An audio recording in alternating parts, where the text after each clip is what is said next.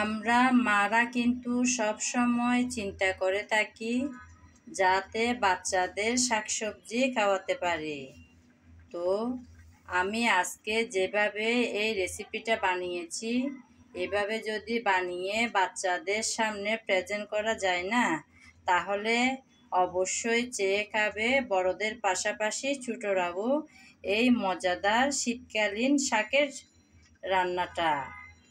এই রেসিপিটা যদি কেউ দেখতে চান তাহলে আমার চ্যানেলের সঙ্গে থাকুন। নমস্কার বন্ধুরা, কেমন আছেন সবাই? আশা করি সবাই ভালো আছেন, সুস্থ আছেন আর নিরাপদে আছেন। প্রতিদিনের মতন আজকেও চলে আসলাম নতুন একটা রেসিপি সঙ্গে নিয়ে। আশা করি সকল বন্ধুরা আমার সঙ্গে থাকবেন। আজকে এনেছি শাকের রেসিপি।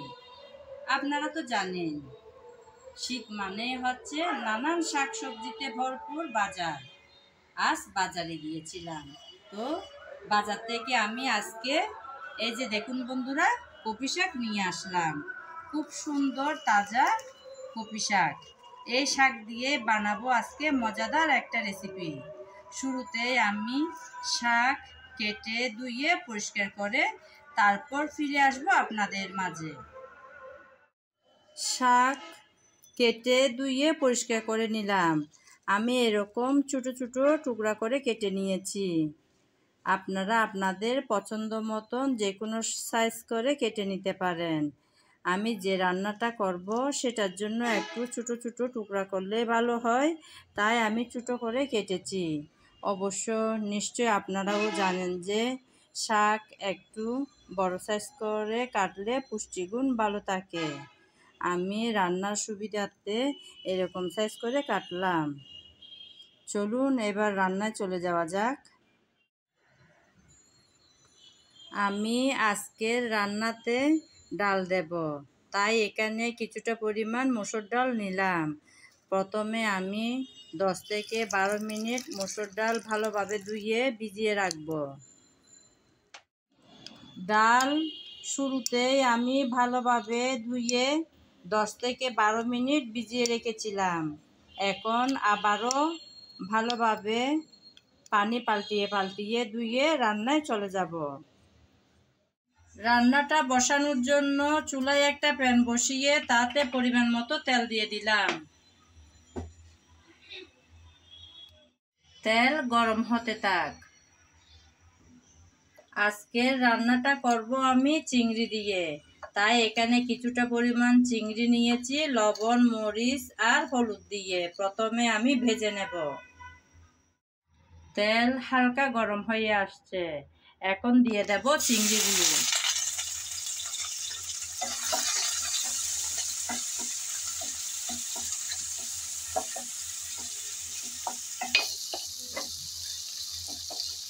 নেড়ে চেড়ে 3-4 মিনিট ভেজে নিলাম। এর চেয়ে বেশি লাল করে কিন্তু আর ভাজবো না। এখন আমি তেল থেকে তুলে নেব। আমি চিংড়ি আগে থেকে ভেজে তুলে নিচ্ছি। আপনারা চাইলে রান্না বসানোর সময় মশলা কষিয়ে তারপর চিংড়ি ভেজে নিতে পারেন। আমি কিন্তু আগে ভেজে তুলে নিলাম। চিংড়ি তো ভেজে তুলে নিলাম। আজকের রান্নাটা করব আমি চিংড়ি ভাজার তেলে, তাই সেই গরম তেলে দিয়ে দিলাম পেঁয়াজ কুচি আর রসুন কুচি।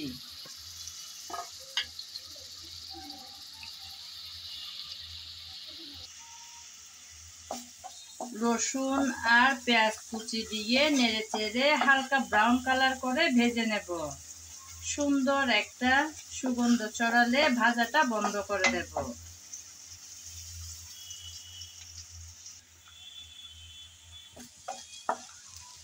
পেঁয়াজ আর রসুন হালকা ব্রাউন কালার করে ভেজে নিলাম।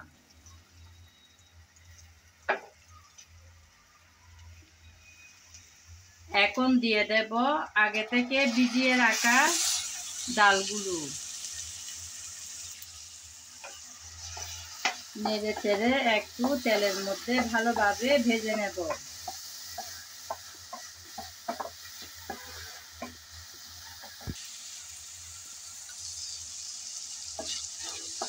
কিছুক্ষণ নেড়ে চেড়ে ডাল ভেজে নিলাম।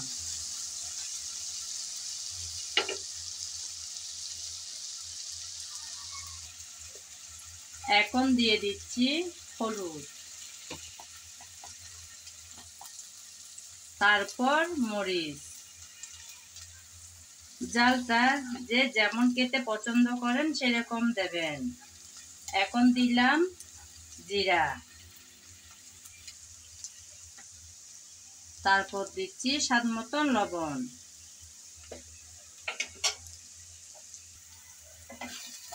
সব একসাথে ভালোভাবে নেড়ে চেড়ে কষিয়ে নিতে হবে।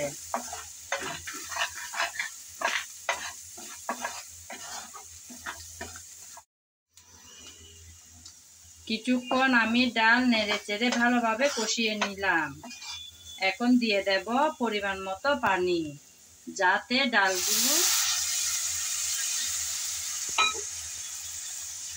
সিদ্ধ হয়ে আসে।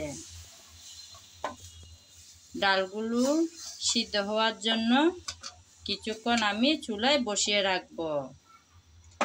ফিরে আসবো কিছুক্ষণ পর।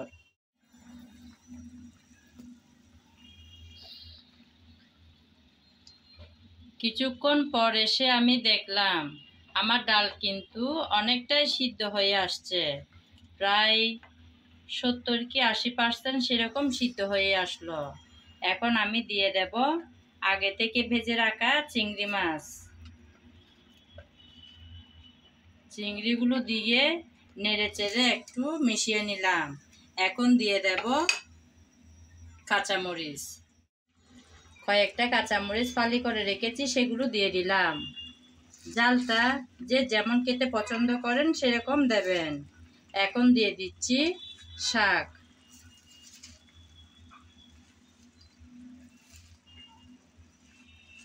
একে একে সবগুলো শাক দিয়ে দিলাম। এখন নেড়ে চেড়ে ভালোভাবে মিশিয়ে নেব। আমার আজকের রেসিপি যদি আপনাদের ভালো লেগে থাকে তাহলে আমার চ্যানেলটি সাবস্ক্রাইব করে আমার পাশে থাকবেন। আর যদি ফেসবুক পেজে দেখে থাকেন তাহলে পেজটি ফলো করে দেওয়ার অনুরোধ রইল। আমি তো আজকের শাক রান্নাতে ডাল দিলাম। যারা ডাল পছন্দ করেন না শাকের মধ্যে, তারা চাইলে শুধু চিংড়ি দিয়েও এই রেসিপিটা বানাতে পারেন। তাও কিন্তু মন্দ হবে না খেতে। তবে একটু ডাল দিলে ঝোলটা একটু গাঢ় হয়ে আসে, দেখতেও হয় সুন্দর, খেতেও হয় দারুণ। তাই আমি দিলাম। এখন ডেকে রান্না করে নেব কিছুক্ষণ। রেখে দিলাম কিছুক্ষণের জন্য।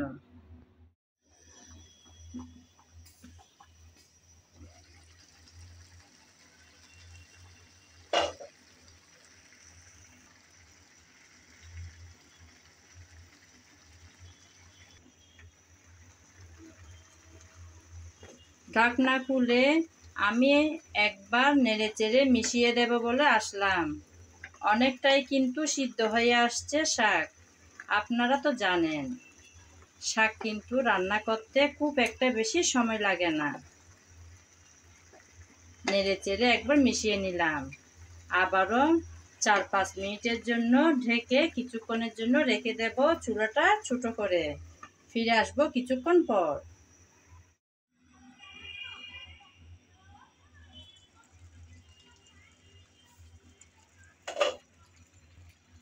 মাঝখানে আমি নেড়ে চেড়ে আবারও চুলাটা একটু ছোট করে দিয়ে বসিয়ে রেখে গিয়েছিলাম। বন্ধুরা, আমার আজকের রেসিপি কিন্তু একদম রেডি। দেখুন বন্ধুরা, কি সুন্দর না দেখতে হয়েছে। শাকের খুব সুন্দর কালারটা একদম থেকে গেল। এরকম সুন্দর করে রান্নাটা প্রেজেন্ট করতে পারলে বাচ্চাদের সামনে অবশ্যই চেয়ে খাবে বাচ্চারা বড়দের পাশাপাশি। আজকের রান্না যদি কারো ভালো লেগে থাকে অবশ্যই ট্রাই করতে পারেন একবার আমার রেসিপিটা ফলো করে। আজ এ পর্যন্ত। সবাই ভালো থাকবেন, সুস্থ থাকবেন আর নিরাপদে থাকবেন। আগামী ভিডিও দেখার আমন্ত্রণ জানিয়ে আজ এখানেই বিদায় নিলাম।